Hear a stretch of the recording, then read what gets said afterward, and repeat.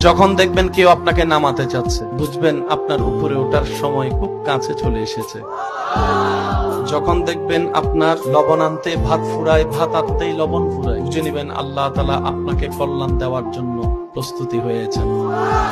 যখন দেখবেন কেউ আপনাকে টেনে ধরে নামানোর চেষ্টা করছে, বুঝে নিবেন সেখানে আপনার উপরে উঠার সিঁড়িটা কাছাকাছি চলে এসেছে।